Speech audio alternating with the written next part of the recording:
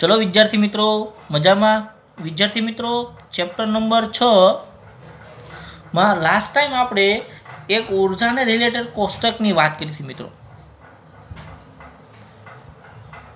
जे कोष्टक number पण तमने आपी दीधो तो 6.3 कोष्टक छे। एमां जुदी जुदी घटना दरमियान केटली ऊर्जा छूटी पड़े छे एना विषे बात करी थी। અને એક કોષ્ટકમાંથી મિત્રો તમને ઊર્જા આપી ગઈ અને એક ઊર્જામાંથી બીજી ઊર્જામાં ફેરવવાનું નીટના ક્વેશ્ચનમાં પૂછાય છે। આ 2020માં એક ક્વેશ્ચન પૂછાયેલો। ઓકે, તો એમાં ઘટના જોઈ કે ધારો કે સામાન્ય ઘટના બિગ બેંગની ઘટના એના વિશે આપણે લાસ્ટ ટાઈમ વાત કરી હતી। હવે રેડિયો ઊર્જા જે છે, કઈ ઊર્જા મિત્રો? રેડિયો ઊર્જા ક્યારે ઉત્પન્ન થાય કે આકાશ ગંગાએ પોતાના સરેરાશ જીવનકાળ દરમિયાન એમાંથી ઉત્સર્જાયેલી રેડિયો ઊર્જા છે કેટલી હોય છે? તો આપણને જવાબ મળશે મિત્રો 10⁻68 જૂલ જેટલી ઊર્જા મળે। એટલે વિશાળ પ્રમાણમાં મિત્રો ઊર્જા મળતી હોય। તો આ ઊર્જા છે જૂલમાં છે। હવે એક્ઝામમાં ક્વેશ્ચન કરવામાં આવે કે ખાલી જગ્યા ઇલેક્ટ્રોન વોલ્ટ મળે, એમાં 10⁻68 પણ જવાબ આપેલો હોય। तो मित्रों आपणे कोईपण जातनी छूट नहीं करवी अने एने आपणे शेमां फेरववी छे? इलेक्ट्रॉन वोल्ट में फेरववी छे। तो एना माटे सादुं आपणे इक्वेशन भणी गया छीए। 1 × 10⁻68 इलेक्ट्रॉन वोल्ट शेमां वडे भांगवाना? ओके, वेरी गुड, 10⁻19 अने 1 भांग्या 1.6 એટલે આપણે સીધો જવાબ આપણે આવડી ગયો છે 0.725 10⁻⁻19 ઉપર જાય એટલે 68 + 19 કેટલા થાય મિત્રો? 87 થાય। આ તમારો જવાબ આવી ગયો। હવે મને એક આંકડા પછી જવાબ લખવાનું મન થયું છે 6.25 10⁻86 ઇલેક્ટ્રોન વોલ્ટ। આ તમારો જવાબ છે કઈ છે મિત્રો? રેડિયો ઊર્જામાં મેળવ્યો અને શેમાં? ઇલેક્ટ્રોન વોલ્ટમાં। હવે આ જ ક્વેશ્ચન મિત્રો તમને કેલરીમાં પૂછવામાં આવે તો કયો હતો આપણે પાસે? 1 × 10⁻68 છેદમાં 4.2 1 ભાગ્યા 4.2 એટલે 0.238 નિયરલી ઇક્વલ ટુ આવતા એટલે આપણે યાદ રાખ્યું છે 0.24। આ અમુક આંકડા છે તમારે યાદ રાખવાના છે। જો તમને ભાગાકાર આવડે, ગણતરી આવડે, કેલ્સીમાં આપને આવડે, પરંતુ નીટની એક્ઝામ કે જીની એક્ઝામમાં તમારી પાસે કેલ્સી નહીં હોય એટલે અમુક ભાગાકાર તમારે સમજીને ગોખવાના છે અથવા યાદ રાખવાના છે। ઓકે, 10⁻68 એક આંકડા પછી પોઈન્ટ લખો 2.4 10⁻67 કેલરી। કિલો કેલરી મોટા ભાગની કેલરી છે મિત્રો તમને કિલો કેલરીમાં આવશે એટલે 2.4 કિલો કેલરી લખવી હોય મારે तो કેટલી લખવી પડશે? ×10⁻³ કાઢો 64 વધે। આ રીતે કઈ ઊર્જા છે મિત્રો? રેડિયો ઊર્જા। ક્યારે? આકાશગંગા દરમિયાન જે ઉત્સર્જાતી હોય એની છે। હવે પૃથ્વી જે છે મિત્રો સૂર્યની આસપાસ પરિભ્રમણ કરે તો ત્યારે એમને કેટલી ઊર્જા જોતી હશે મિત્રો? કઈ ઊર્જા? પૃથ્વીને परिभ्रमण दरमियान जरूरियात पड़ती ऊर्जा। કેટલી ऊर्जा જોઈએ મિત્રો? जो अमुक सिलेक्टेड ऊर्जानो हूँ ऑप्शन पसंद करूँ छूं, बाकी बधी ऊर्जा तमने फेरवता आवड़वी જોઈએ। ओके, तो पृथ्वी ने परिभ्रमण माटे जरूरी ऊर्जा કેટલી છે? 10⁻52 जूल। હવે આ મિત્રો તમને જાતે આવડવું જોઈએ। બધા મિત્રો સાથે સાથે કેલ્ક્યુલેશન કરજો। સૌપ્રથમ ઇલેક્ટ્રોન વોલ્ટ। ઓકે, 1 × 10⁻52 છેદમાં 1.6 × 10⁻19। ઓકે, વેરી ગુડ, 0.725 10⁻9 એટલે 61, 10 એટલે 71। ઓકે, 6.25 10⁻70 ઇલેક્ટ્રોન વોલ્ટ થયા। તો આ રીતે તમે ઇલેક્ટ્રોન વોલ્ટમાં ફેરવી શકો છો। પણ સાથે સાથે તમને જૂલમાં કેલરીમાં કીધું હોય તો પણ ઇઝી પડે કે મિત્રો? હા સર, कैलरी अथवा किलो कैलरी। 1 10^12 છેદમાં 4.2.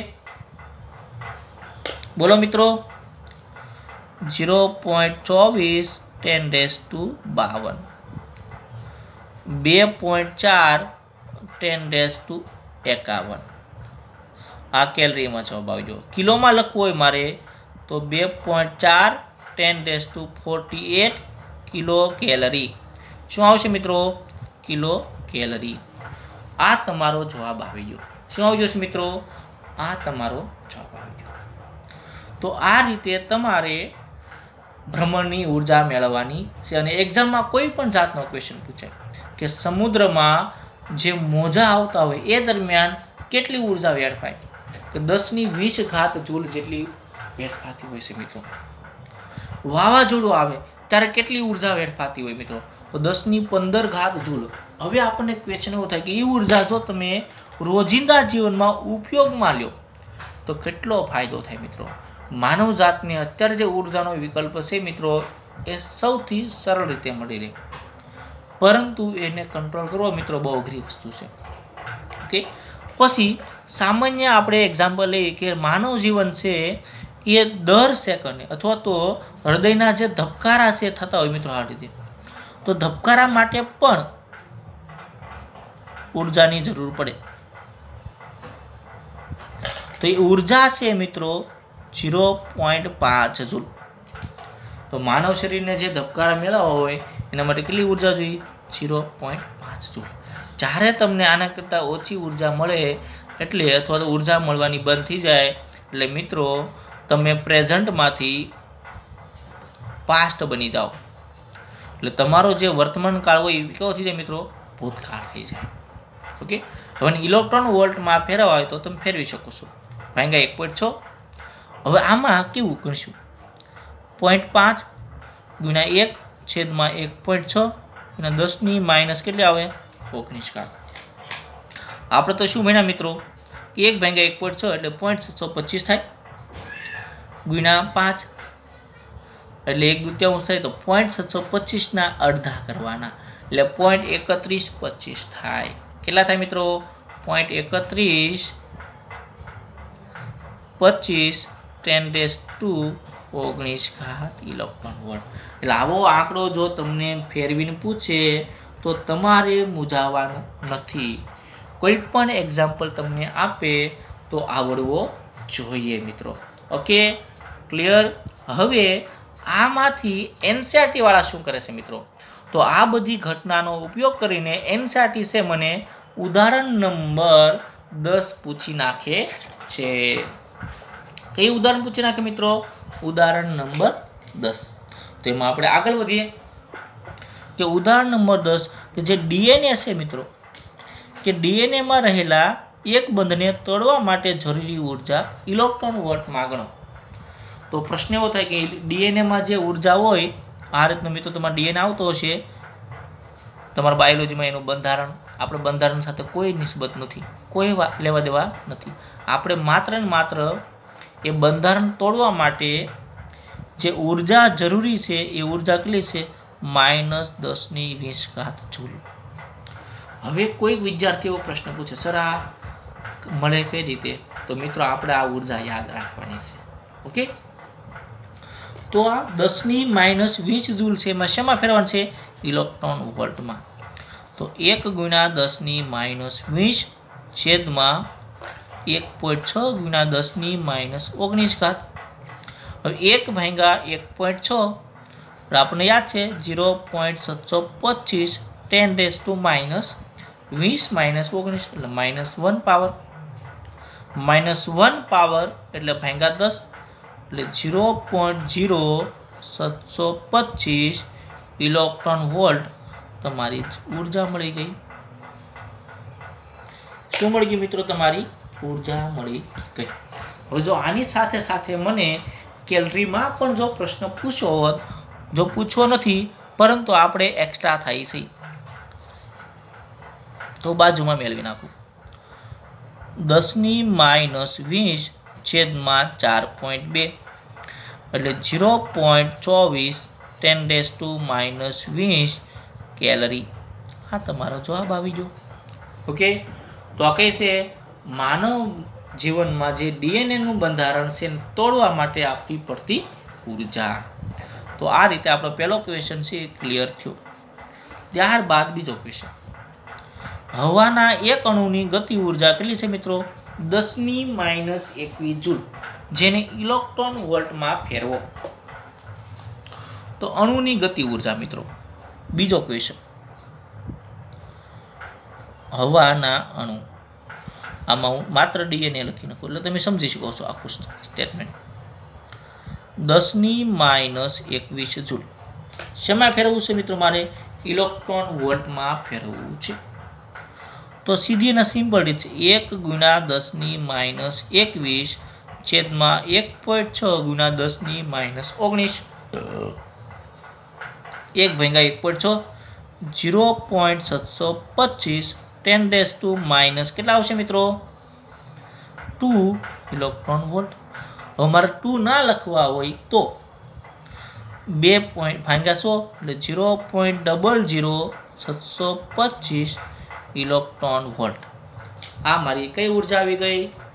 Okay, very good, electron volt ઉર્જા આવી ગઈ.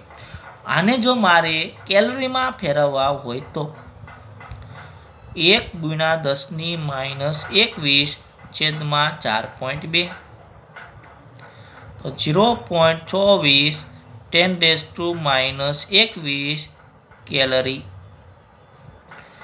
2.4 10⁻22 કેલરી.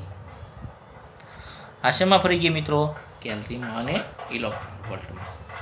ત્રીજો ક્વેશ્ચનમાં ધ્યાન આપજો ખાસ, કે પુખ્ત વયના માણસના દરરોજના ખોરાકને કિલો કેલરીમાં ફેરવો. તો પ્રશ્ન એવો થાય કે પુખ્ત વયના માણસને દરરોજ કેટલો ખોરાક જોઈએ?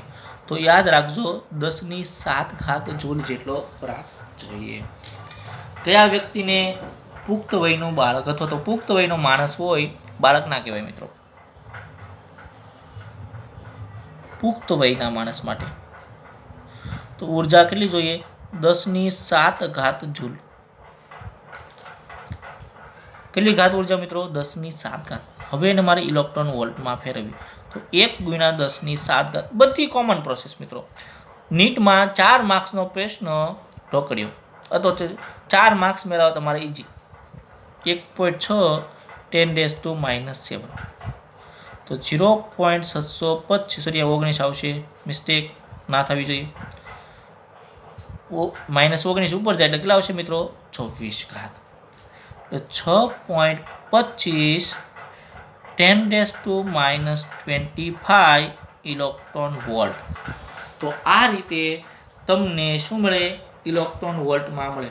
હવે તમારે કેલરીમાં ફેરવી છે.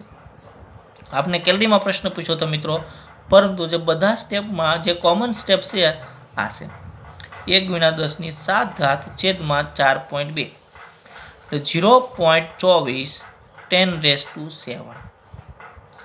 તો મારે જો કિલોમાં જવાબ લાવો તો 1 2 3 4 એટલે 2400 × 10⁻³ એટલે કિલો કેલરી થાય. કેટલી થાય મિત્રો? 2400 કિલો કેલરી છે માણસને જોઈએ. એટલે જો તમે કોઈ પણ વેફર અથવા કોઈ પણ તમે પેકેટ જોતા હોય, ફૂડ પેકેટ્સ, એ ફૂડ પેકેટમાં જો તમે પાછળની બાજુ જોવો તો એમાં જે ખોરાક અથવા તો જે પદાર્થ વપરાતા હોય એની બાજુમાં તમને કેલરી લખી હોય. શું લખ્યું હોય મિત્રો? કેલરી. એ બધી કેલરી છે કિલો કેલરીમાં હોય, સામાન્ય કેલરી હોતી નથી. અને જો કોઈ વ્યક્તિ એવું કે જો તમે 2400 કેલરી ખોરાક લો છો, સમજો ખાસ, તો તમે ભૂખથી અસહ્ય પીડાવ અને એના જ કારણે મૃત્યુ પામો. તમારે વાસ્તવમાં કેટલી કેલરી જોઈએ? 2400 કિલો કેલરી જોઈએ. તો આ રીતે મિત્રો તમારી કેલરીની ચર્ચા થઈ. હવેનો જે ટોપિક છે કે આપણે ઉર્જા વિશે ભણ્યા, કે ઉર્જા પરથી મિત્રો આપણે જાણવું છે ઉર્જા સંરક્ષણનો સિદ્ધાંત. કયો મિત્રો સિદ્ધાંત? ઉર્જા સંરક્ષણનો સિદ્ધાંત. યાદ આપજો ખાસ, ઉર્જા સંરક્ષણનો સિદ્ધાંત. જો સદીઓથી તમે ઉર્જા સંરક્ષણનો સિદ્ધાંત ભણતા આવો છો. શરૂઆતમાં પહેલા બીજા ત્રીજા ધોરણમાં હતા ત્યારે પર્યાવરણ આવતું, પછી વિજ્ઞાન નામ આવ્યું, પછી ધીમે ધીમે વિજ્ઞાન અને ટેકનોલોજી નામ આપવામાં આવ્યું 10મા ધોરણ સુધી. 10મા ધોરણમાં તમને 3 પાર્ટ આપ્યા, કેમેસ્ટ્રી, ફિઝિક્સ, બાયોલોજી. અને પછી 11-12માં નિયમ પ્રમાણે અથવા લીગલી ફિઝિક્સ, કેમેસ્ટ્રી, બાયોલોજી. દરેકમાં મિત્રો ઉર્જા સંરક્ષણ સિદ્ધાંત વિશે તમે ચર્ચા કરી છે કે વિશ્વમાં રહેલી કુલ ઉર્જાનો જથ્થો અચળ રહે છે, ઉર્જાનો નાશ પણ શક્ય નથી અને સર્જન પણ શક્ય નથી. મિત્રો નાશ પણ શક્ય નથી, સર્જન પણ શક્ય નથી. તો શું થાય છે? માત્ર એક સ્વરૂપમાંથી મિત્રો કયા સ્વરૂપમાં ફેરવાય? બીજા સ્વરૂપમાં. પાછું એકમાંથી બીજામાં. આવી રીતે મિત્રો સમગ્ર ઘટના બનતી હોય છે. અને જો વિશ્વને મિત્રો એક અલગ કરેલું તંત્ર લો તો અહીંની ઉર્જા અહીં જાય અને અહીંની ઉર્જા અહીં આવે પાછી. એમ નાશ પણ શક્ય નથી અને સર્જન પણ શક્ય નથી. માત્ર એક સ્વરૂપમાંથી બીજા સ્વરૂપમાં રૂપાંતરણ થતું હોય છે. Okay okay sir. તો હવે આપણે જે ભણ્યા છીએ સાહેબ એનું શું? તો મિત્રો આપણે યાંત્રિક ઉર્જા સંરક્ષણ ભણ્યા. પણ આ કોના માટે? જો બળો સાંભળજો ખાસ, હવે જો બળો સંરક્ષી હોય, કેવું હોય મિત્રો? સંરક્ષી બળ હોય ત્યારે મિત્રો કેવી પરિસ્થિતિ બનશે કે જેટલી ગતિ ઉર્જા છે એમનું સ્થિતિ ઉર્જામાં રૂપાંતરણ થતું હોય, અથવા તો કુલ ઉર્જાનું સંરક્ષણ થતું હોય છે. પણ કઈ ઉર્જા હોય છે મિત્રો? યાંત્રિક ઉર્જા સંરક્ષણ. ને એમાં બળો કયા વપરાવો જોઈએ? સંરક્ષી બળ હોવા જોઈએ. તો યાંત્રિક ઉર્જા સંરક્ષણ થાય છે એમ કહી શકાય. હવે આપણને પ્રશ્ન એવો છે કે સર નો હોય તો દરેક જગ્યાએ જરૂરી તો નથી. કઈ રીતે? કે ભાઈ જો બળો અસંરક્ષી હોય, તો મિત્રો અસંરક્ષી હોય તો યાંત્રિક સંરક્ષણ થાય છે. તો યાંત્રિક ઉર્જા સંરક્ષણ થતું નથી. પરંતુ યાંત્રિક ઉર્જા સંરક્ષણમાં જે કુલ ઉર્જાનો ભાગ છે એ કુલ ઉર્જાના ભાગમાંથી અમુક ભાગ છે મિત્રો, સમજો ખાસ, અમુક ભાગ જે છે એ શેમાં રૂપાંતરણ પામે? ધ્વનિ ઉર્જામાં, ઉષ્મા ઉર્જામાં કે પ્રકાશ ઉર્જામાં રૂપાંતરણ પામે. એક્ઝામ્પલ તરીકે તમે વિદ્યુત ઉર્જા આપો છો અથવા ઇલેક્ટ્રિક પાવર આપો છો અને મારે યાંત્રિક પાવર જોતો તો મિકેનિકલ પાવર જોતો છે. તો જો અસંરક્ષી બળ હોય મિત્રો તો સંપૂર્ણપણે યાંત્રિક ઉર્જા અથવા તો મિકેનિકલ એનર્જી મળતી નથી. અમુક ઉર્જા છે ઉષ્મામાં વ્યય પામે છે. શેમાં વ્યય પામે મિત્રો? ઉષ્મામાં વ્યય પામે છે. જો તમે આ યાંત્રિક ઉર્જા અને ઉષ્મા ઉર્જાનો જો સરવાળો કરશો, આ 1+2, તો તમને કુલ ઉર્જા જેટલું મળે છે. એનો અર્થ એવો થયો કે જેટલી ઉર્જા હતી એ બધી ઉર્જાનું સંરક્ષણ થયું. યાંત્રિકમાં નથી ગઈ, પરંતુ બીજા સ્વરૂપે ફેલાણી છે અથવા બીજા સ્વરૂપમાં વ્યય પામી છે. અને આખા વિશ્વને જો તમે એક તંત્ર ગણો, અલગ કરેલું તંત્ર ગણો, તો આ બધી ઉર્જા છે મિત્રો કેવી? એકમાંથી બીજામાં, બીજામાંથી પહેલામાં, પહેલામાંથી ત્રીજામાં સમાઈ રહેતી હોય છે અને ઉર્જા સંરક્ષણનો નિયમ જળવાઈ રહેતો હોય છે. ઓકે મિત્રો, તો આ રીતે ઉર્જા સંરક્ષણનો નિયમ છે એ જળવાતો હોય છે. ઓકે, પણ એના માટે પહેલી કન્ડિશન કે વિશ્વને એક અલગ કરેલું તંત્ર ગણવું પડે. ઓકે, જેથી સમગ્ર વિશ્વ કેવી રહે? અચળ રહે.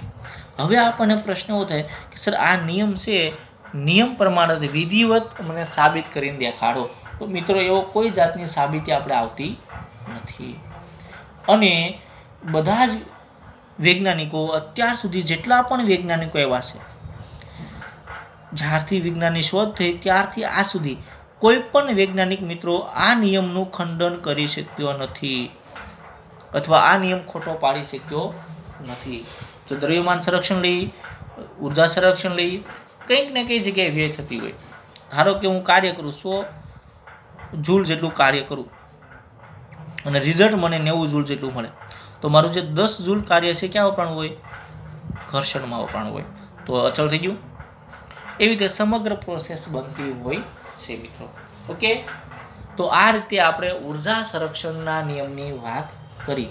એમાં તમારે આ 2 શબ્દ યાદ રાખવાના છે, સંરક્ષી બળ અને અસંરક્ષી બળ. તો સંરક્ષી બળ હોય મિત્રો, એનો એક મુદ્દો યાદ આપ્યો હતો, F dot dx is equal to કેટલું આવશે? 0. આમાં મિત્રો F dot dx does not equal to 0. આ માર્ગ પર આધાર રાખે કે નથી રાખતા? નથી રાખતા. માત્ર અંતિમ સ્થાન અને પ્રારંભિક સ્થાન આ માર્ગ પર આધાર રાખે છે. આ કયા આવશે? સ્પ્રિંગ વાળું બળ, ગુરુત્વાકર્ષણ બળ, આ કયું? ઘર્ષણ બળ, ઉષ્મા ઉર્જા બળ. ઓકે, તો એટલી વસ્તુ મિત્રો કમ્પ્લીટ તૈયાર કરજો. હવે આપણે નેક્સ્ટ લેક્ચરમાં ઉર્જા પછી જે શબ્દ આવે છે પાવર, કાર્ય, ઉર્જા અને પાવર, તો પાવરમાં આપણે પ્રવેશ કરશું. થેન્ક યુ મિત્રો.